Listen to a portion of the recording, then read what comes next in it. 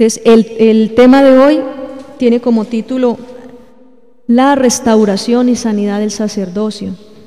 Eso está basado en el libro del profeta Zacarías, capítulo 3. Vamos a leer Zacarías, capítulo 3, todo el capítulo 3. Estamos estudiando el libro de Zacarías y en esta ocasión vamos a leer el capítulo 3 y vamos a mirar cómo Dios ve el sacerdocio y por qué el sacerdocio es tan importante en la casa de Dios. Zacarías capítulo 3 y todo el capítulo, por favor, vamos a leer.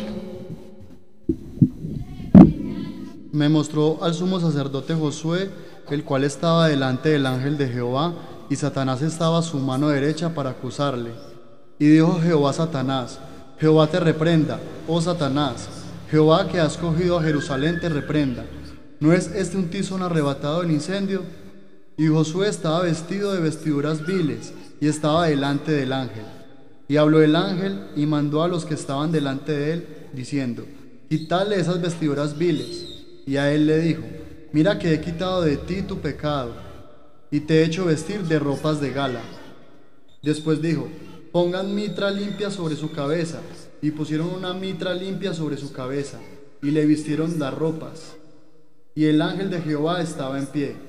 Y el ángel de Jehová amonestó a Josué, diciendo: Así dice Jehová de los ejércitos: Si anduvieres por mis caminos, y si guardares mi ordenanza, también tú gobernarás mi casa, también guardarás mis atrios, y entre estos que aquí están te daré lugar. Escucha pues ahora, Josué sumo sacerdote, tú y tus amigos que se sientan delante de ti, porque son varones simbólicos. He aquí, yo traigo a mi siervo el renuevo. Porque he aquí aquella piedra que puse delante de Josué, sobre esta única piedra hay 7 ojos. He aquí yo grabaré su escultura, dice Jehová de los ejércitos, y quitaré el pecado de la tierra en un día. En aquel día, dice Jehová de los ejércitos, cada uno de vosotros convidará a su compañero debajo de su vid y debajo de su higuera.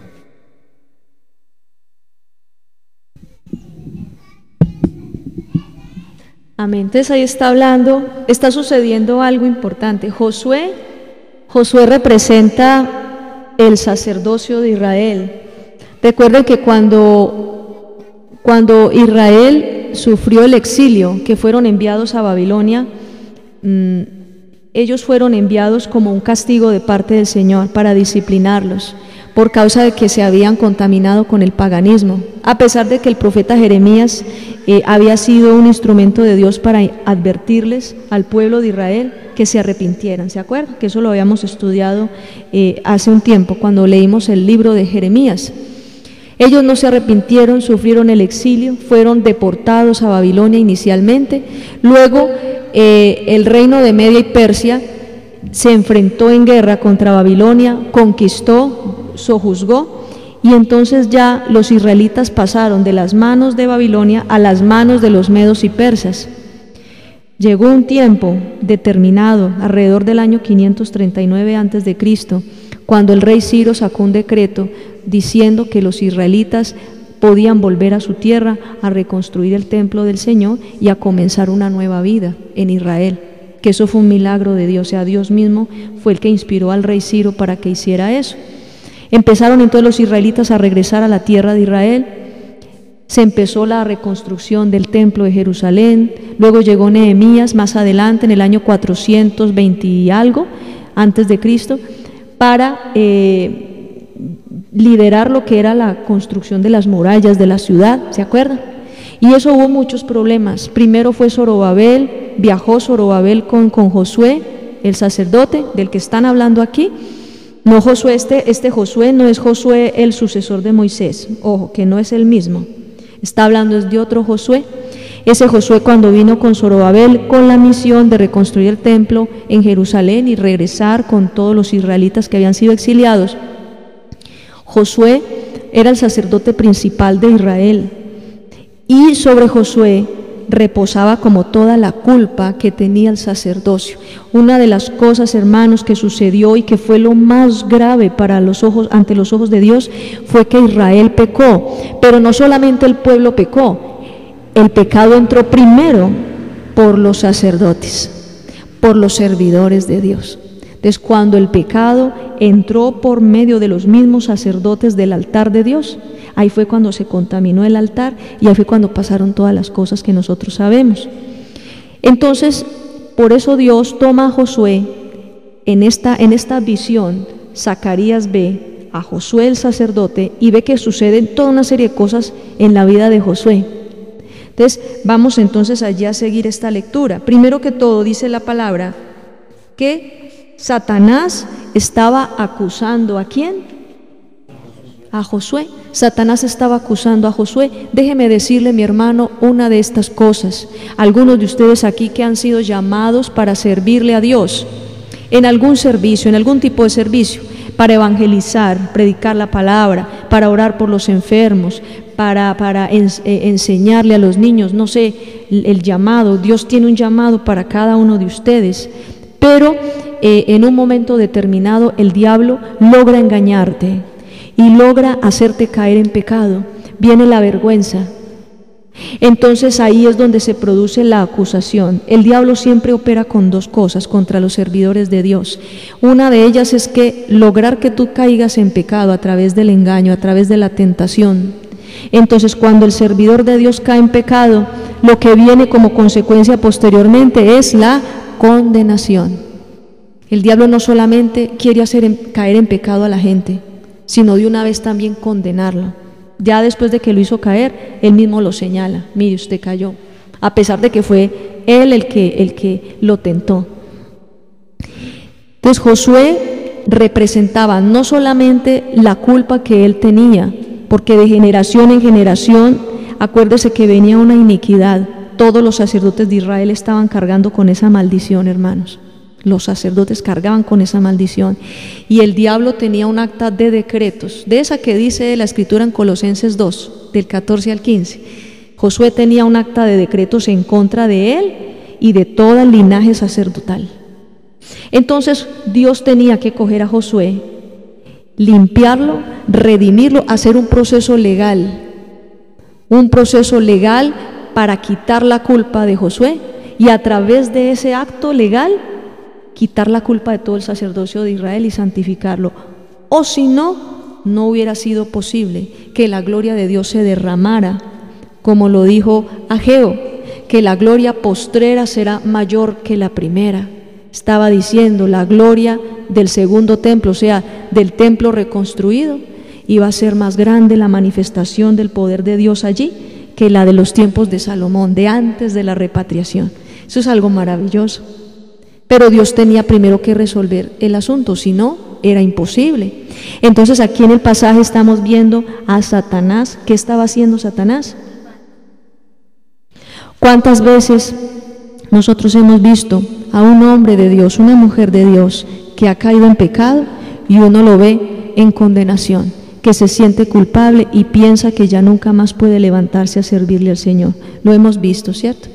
Hemos visto cómo el diablo engaña.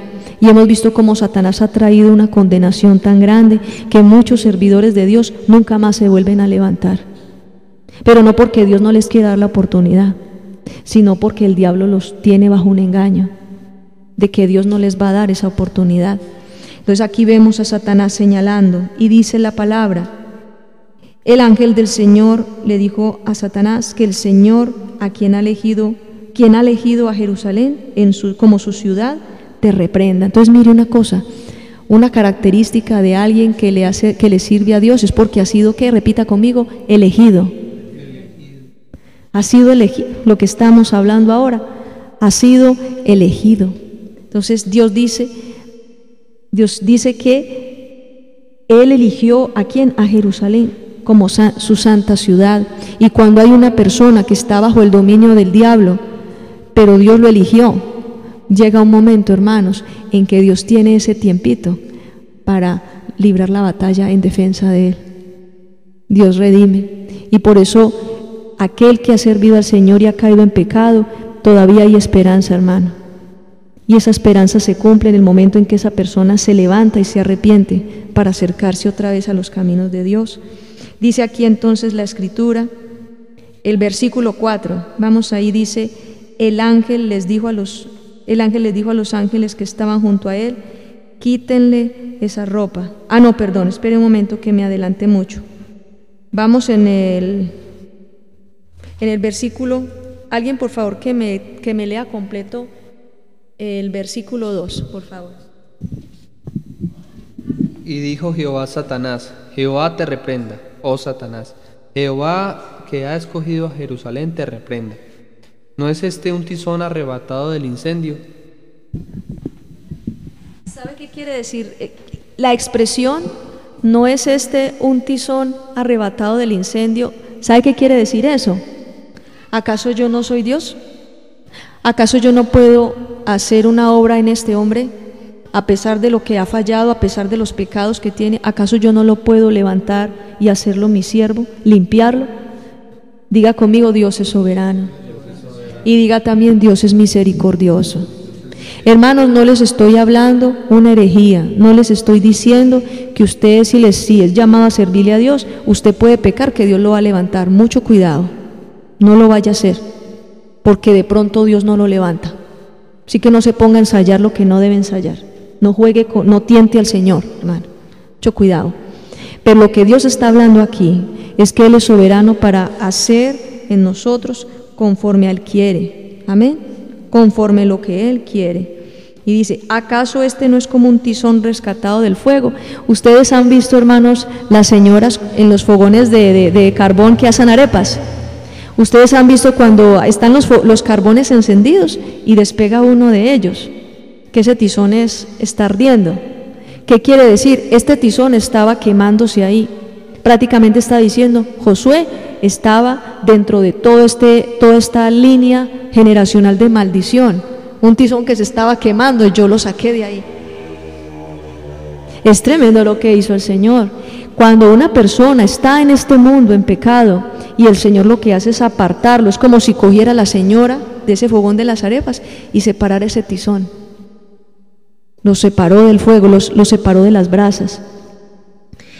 Entonces dice acá, Josué, dice el versículo 3, Josué llevaba puesta una ropa sucia y estaba de pie frente al ángel. Las vestiduras sucias, ¿qué significan? Significan pecado, inmundicia. Así es espiritualmente, cuando una persona ha pecado y le ha fallado a Dios, sus vestiduras están sucias espiritualmente. Pero ¿qué dice entonces la Escritura? Que a Josué le fueron quitadas esas vestiduras. Y mire la orden que les da, dice: quítenle esa ropa. Luego le dijo a Josué: mira, tremendo, mira, he borrado tu pecado y te vestiré con las prendas finas que usan los sacerdotes. Dice: ya no vas a estar con esa ropa sucia. Ahora te voy a cambiar la ropa y te voy a dar ropas sacerdotales. Eso se llama, hermanos, restauración. Eso es la restauración que hace Dios en la vida de un hombre o una mujer que, siendo servidor, le ha fallado a Dios. Dios le empieza a limpiar y a quitar la vergüenza. Dios empieza a restaurar a esa persona. Luego Dios dijo, vea, ponle cuidado, luego dijo: coloquen sobre su cabeza un turbante limpio. En otras versiones dice una mitra. Cuando habla la palabra del Señor de turbante, de mitra, se refiere a ese gorro, a ese que usaban. Ese era parte de los elementos que usaban los sacerdotes para servir en el altar de Dios. Recuerde que ese gorro, en el libro de Éxodo dice que ese gorro tenía aquí en la frente una placa que se dice santidad a Jehová. Ese gorro es símbolo de consagración, como que Dios dice: este es mío, mío, mío. Dios dice: mío. Y dice: póngale el gorro, póngale el turbante, póngale la mitra. Dice: venga para acá que usted es mío. Ya se acercó, se arrepintió, venga que usted es mío. O sea, Dios nuevamente nos vuelve, diga conmigo, a aceptar. Es hermoso eso, hermanos. La aceptación nos vuelve, nos adopta de nuevo, nos acepta. Él nos vuelve a recibir. Gloria a Dios. Y dice: mira que he borrado tu pecado, te vestiré con prendas finas que usan los sacerdotes. Dice ahí el versículo 4. O sea, voy a cambiar tu condición. A partir de ahora vas a ser diferente. Y dice aquí la escritura, le colocaron el turbante y lo vistieron con ropa nueva.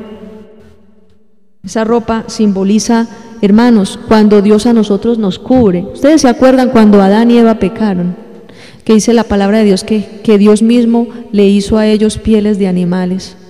Una de las características de esa misericordia tan grande de Dios es que Dios nos cubre la vergüenza. Él nos quita la vergüenza. Él vuelve y nos cubre. Bendito sea su nombre. Él nos cubre la vergüenza. Y mire lo que sigue diciendo. Le colocaron el turbante, lo vistieron con ropa nueva mientras el ángel del Señor permanecía allí. Y luego el ángel del Señor le dijo a Josué, esto dice el Señor Todopoderoso. Y mire lo que le empieza a decir el Señor a Josué. Dice, si obedeces mis mandamientos y si cumples fielmente los deberes que te he asignado, ¿de qué le está hablando? Está hablando de, repita conmigo, el llamado. Hermanos, siempre el Señor tiene para todos nosotros, Dios tiene un llamado. Dios tiene algo que hacer en la obra del Señor. Pero mire lo que dice, si usted obedece la misión que le asigné y si usted atiende el llamado para el cual yo lo rescaté, si usted se pone las pilas y ejerce el llamado para el cual yo le rescaté, ¿qué dice acá? Mire esta promesa, tú te encargarás de mi templo. Está hablando de ¿qué? Autoridad. Y cuidarás de mis patios. ¿Sabe? Los que cuidaban los patios, los porteros en el templo de Jerusalén, eran gente de tremenda autoridad. Eran autoridades, eran personas muy importantes. Y dice, podrás entrar libremente a mi templo. ¿Sabe qué está hablando también el Señor? Que la sangre de Jesús le limpia. Y aquel que está cubierto por la sangre de Cristo puede entrar y salir del lugar santísimo cuando quiera, puede ir y venir. ¿Cuántos dicen amén? ¿Por qué se da esto, hermanos? Se da esto primero que todo porque la gracia de Dios es real. La gracia de Dios es real.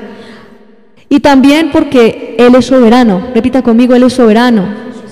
Dice la palabra del Señor en Romanos 9, versículo 16. No es de que ¿qué? Del que corre ni del que quiere, sino de quien Dios quiere tener misericordia. Les voy a decir algo muy especial. Hay mujeres más santificadas, más formadas en la palabra, que ayunan más y que buscan más del Señor que usted. Pero a Dios le ha placido escogerla a usted. Amén. Hay hombres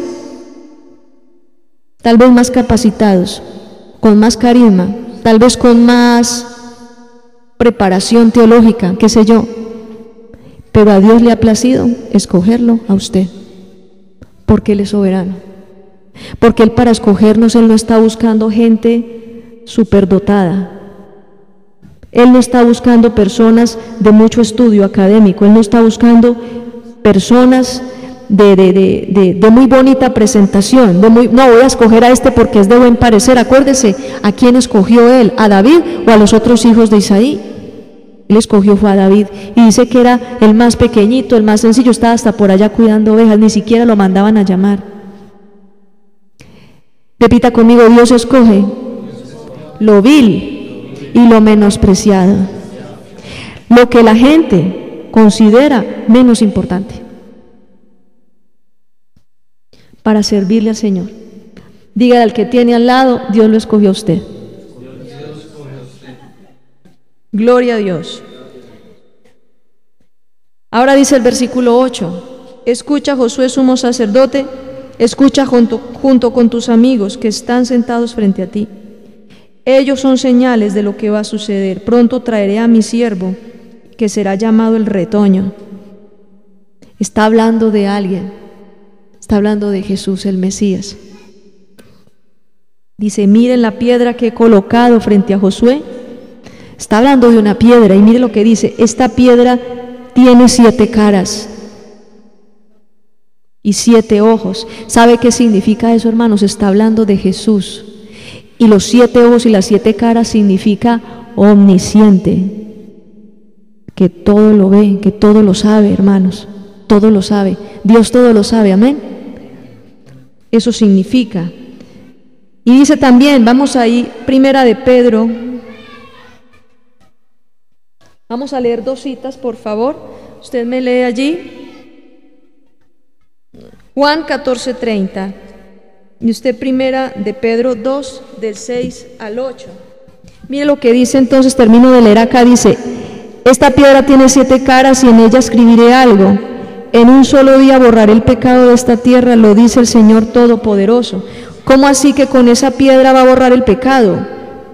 Y yo cuando leí esto, yo dije, Señor, ¿cómo así que con una piedra se va a borrar el pecado? ¿Qué es esa piedra? ¿En qué consiste esa piedra? Mire, ¿quién es la piedra? Primera de Pedro, del 6 al 8, 2 de 6. Por lo cual también contiene la Escritura: he aquí pongo en Sión la principal piedra del ángulo, escogida, preciosa. El que creyere en él no será avergonzado.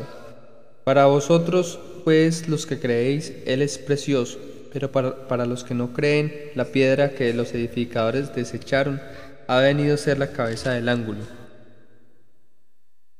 y piedra de tropiezo y roca que hace caer, porque tropiezan en la palabra, siendo desobedientes, a lo cual fueron también destinados. Juan 14:30. 19:30.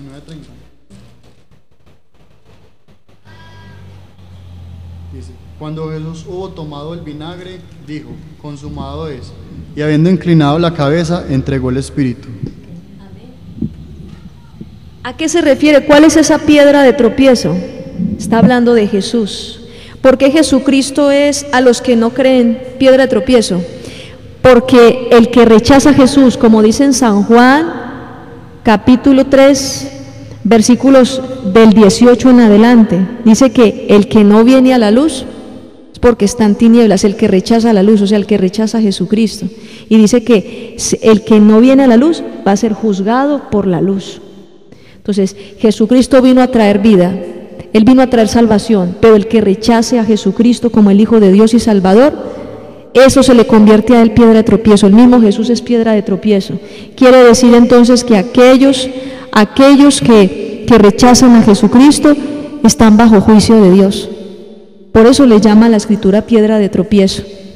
Porque el que no la ve, el que quiere pasar, usted va por la calle, hermano, y hay una piedra, usted la ignora, usted no la quiere ver, ¿y qué pasa? Se tropieza y se cae.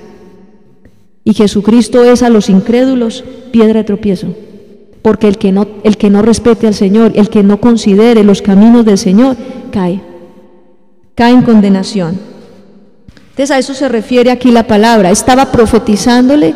Mire qué bonito. Dios no solo le quitó la vergüenza a Josué y le restauró su sacerdocio, sino que también Dios a través de Josué profetizó la venida del Mesías y mostró a Jesucristo como el sumo sacerdote, el sacerdote de sacerdotes. Y fue a través de Jesucristo que el sacerdocio llegó a ser perfeccionado. Solo a través de Jesús, porque Él con su sangre preciosa fue el único que pudo presentar un sacrificio más perfecto que el de todos los animales que presentaban antes. ¿Sí ve? Sigamos entonces ahí. El versículo 10 de Zacarías, capítulo 3, versículo 10, ¿cómo dice? En aquel día, dice Jehová de los ejércitos, cada uno de vosotros convidará a su compañero debajo de su vid y debajo de su higuera. Hermanos, lo que dice la palabra, que también está en el libro de Miqueas, capítulo 4:4, alguien por favor que me lo vaya buscando mientras yo hablo. Versículo 10 dice: sentarse bajo la viña y la higuera. Van a buscar ¿a quién? A uno del pueblo de Dios. La gente que está afuera va a buscar al pueblo de Dios. Si usted lo cree, diga amén. ¿Sí? Que iba a llegar un momento, es una profecía, va a llegar un momento en que la gente va a buscar a un cristiano. ¿Cómo dice Miqueas 4:4? Y se sentará cada uno debajo de su vid y debajo de su higuera, y no habrá quien los amedrente, porque la boca de Jehová de los ejércitos lo ha hablado. Amén. Hermano, está diciendo aquí la palabra que cada uno de ustedes está hablando a los israelitas, cada uno de ustedes, al pueblo de Dios, está hablándonos a nosotros. Cada uno de ustedes invitará a su vecino. Hermano, ¿sabe de qué está hablando? Evangelismo. Está hablando de evangelismo. Cada uno de ustedes invitará a su vecino a sentarse debajo de su viña y de su higuera. La viña, la figura de la viña y la higuera, es señal de paz y reposo. La gente se sentaba debajo de una viña o de una higuera, se sentaban a reposar, a descansar, a protegerse del sol. Cuando dice la Escritura, ustedes invitarán a la gente o ellos vendrán a buscarlos y se sentarán a su lado, ¿qué quiere decir? No, esta señora tiene algo especial, yo quiero eso que tiene ella. Este muchacho tiene algo especial, yo quiero de eso. Y se le empiezan a acercar, venga, usted, porque yo le veo una expresión, usted se ve como feliz, usted se ve, yo quisiera vivir eso que vive usted. Eso es sentarse en la viña, eso es sentarse, invitarle a sentar, señal de paz, hermanos. Esa paz y reposo que nos da el Señor la vamos a ministrar a muchos. ¿Cuántos dicen amén? El amor de Dios habla del evangelismo, por eso primero era necesario restaurar el sacerdocio antes de la cosecha. Mire, por eso es que Dios es necesario que restaure nuestra vida para hacer nosotros testimonio a otras personas. Y eso es lo que Dios estaba haciendo en Josué. Josué primero lo sanó, o sea, Dios primero sanó a Josué, restauró su sacerdocio y luego dijo, ahora tú invitarás a uno para que se siente debajo de tu viña, de tu higuera. También la palabra de Dios habla en el libro de Esther. En el libro de Esther, ¿se acuerdan que también dice la palabra que todos se iban a asir del manto de un judío y decirle, quiero estar con ustedes, quiero andar con ustedes? Eso es muy bonito. ¿Qué quiere decir, hermanos? Que cuando hay un hombre, una mujer de Dios, la gente quiere andar con esas personas. Empiezan a llamarle, venga, usted que ora tan bonito, usted por qué no ora por mi tía que es que mire que está enfermita. O ahí le encargo oración, a veces le dicen a ustedes, nos han dicho a nosotros, un tío, un primo, un vecino, un compañero de trabajo, uy no, haga usted que es cristiano, haga oración por mí. Y le van pidiendo una oración, le van pidiendo hasta que lo visiten, vean, ¿cuándo va a ir usted a hablar con mi mamá? Porque es que yo sé que a usted sí la escucha, ¿sí me entiende? ¿Eso qué quiere decir? Que es que la gracia del Señor está con nosotros. ¿Cuántos dicen amén? Entonces lo que quiere Dios entonces en nuestra vida es restaurarnos para ser de bendición a otras personas. La estrategia de Satanás, hermanos, siempre ha sido que alguien que ha sido llamado al ministerio, alguien que ha sido llamado a servirle al Señor, caiga en pecado. Esa es la estrategia, que caiga en pecado, que no se pueda santificar. Muchos de ustedes ahora entienden por qué cuando una persona ha sido llamada a servirle a Dios ha tenido tantas luchas para dejar el pecado. Ahora entienden por qué, ¿verdad? Ahora saben por qué está Satanás como león rugiente, rondando y mirando de qué manera destruye los planes del Señor en nuestra vida. Pero Dios es soberano y Dios es poderoso, aún por encima de los planes del diablo, aún por encima de lo que el diablo ha querido hacer para frenarte en el propósito de Dios. Déjeme decirle que Dios es poderoso para cumplir su voluntad perfecta en tu vida. Y haga lo que haga el diablo, hermanos, yo se los digo, haga lo que quiera hacer el diablo, nada impedirá que nosotros le sirvamos al Señor. Nada impedirá que tú te levantes a servirle. Nada impedirá que tú te levantes a ser un instrumento del Señor, a ejercer ese ministerio ese ministerio de la reconciliación al que hemos sido llamados. Cierra tus ojitos ahí donde estás y vamos a hacer una oración en esta hora. Algunos de ustedes son conscientes del llamado que el Señor les ha hecho. Algunos de ustedes saben que Dios los ha llamado. Algunos de ustedes saben que Dios les ha llamado, hermanos, para servirle al Señor. Y ha habido muchas luchas, han habido, hermanos, muchas dificultades por causa precisamente de los ataques del diablo. El diablo a algunos de ustedes los ha atacado. El diablo a algunos de ustedes les ha hecho creer que ustedes no son dignos de servirle a Dios. que no son dignos, que hay otras personas mejores y te trae menosprecio, hermano. Hoy yo te pido para que tú levantes tu voz, cierra tus ojitos y levantes tu voz al Señor y le des gracias, porque tú no eres menos. Es verdad, hermano, que hay gente mejor que tú, más capacitados, más preparados, con más habilidades y conocimiento de la Escritura, tal vez más disciplinados que tú, oran más que tú, tal vez ayunan más que tú, pero hermano, el Señor no se fía en eso. Dios no está buscando para que le sirva personas que se ganen las cosas por sus propios méritos. Yo he visto, hermanos, que gente tremenda en el camino del Señor, Dios ha levantado a servirle, y son personas por las cuales nadie daba un peso, hermanos. Eran causas perdidas, eran personas que ya no tenían ninguna esperanza, eran personas que ya estaban de salida, y Dios entonces los toma por su gran misericordia, porque dice la palabra: bástate mi gracia, porque mi poder se fortalece en tu debilidad. Pablo lo entendió, hermanos. Pablo tuvo que ser quebrantado para poder llegar a ese estado de humildad, a ese estado de quebrantamiento y de humillación, hermanos, para poder entender qué era el poder de Dios. Hermanos, no son tus habilidades, no es lo mucho que tú hagas, lo buena persona que tú seas, es Él que le ha placido levantarte para servirle al Señor en su obra.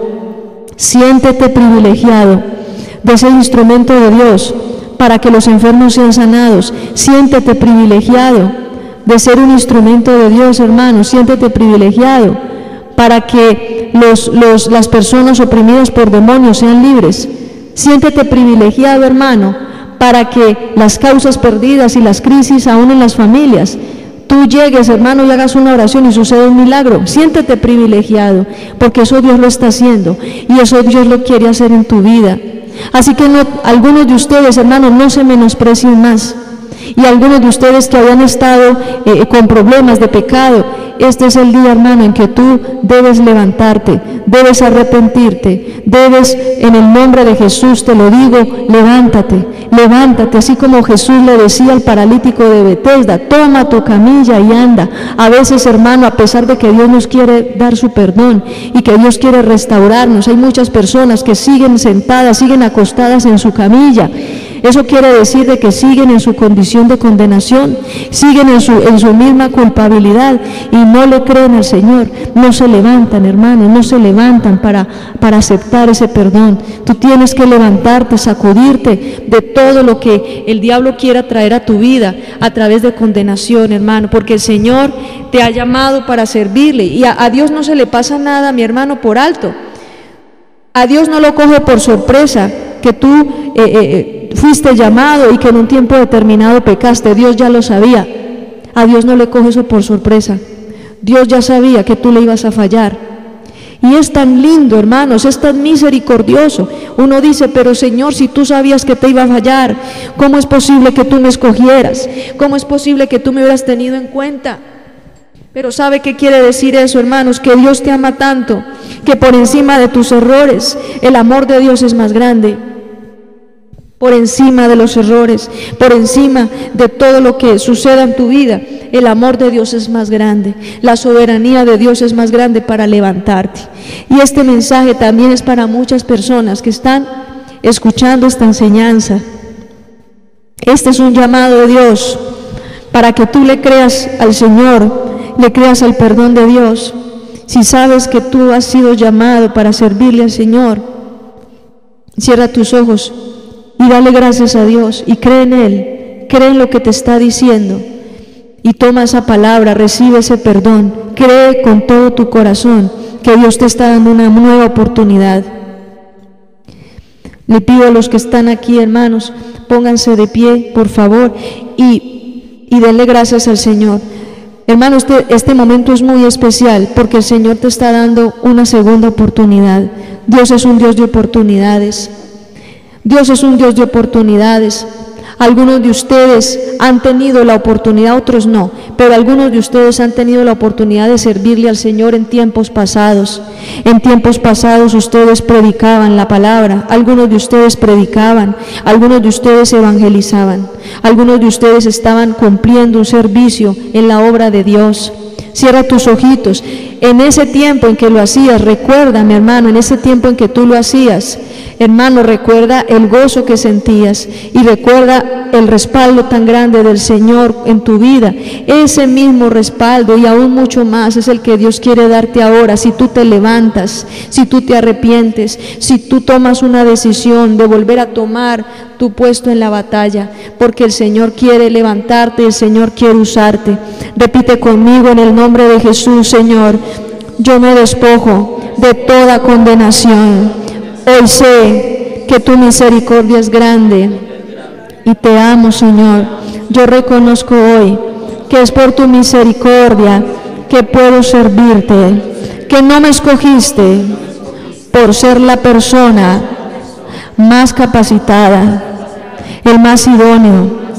Tú me escogiste, es porque tú escoges al que tú quieres, aún al más sencillo, aún, Señor, el que no tenga nada que presentar delante de ti.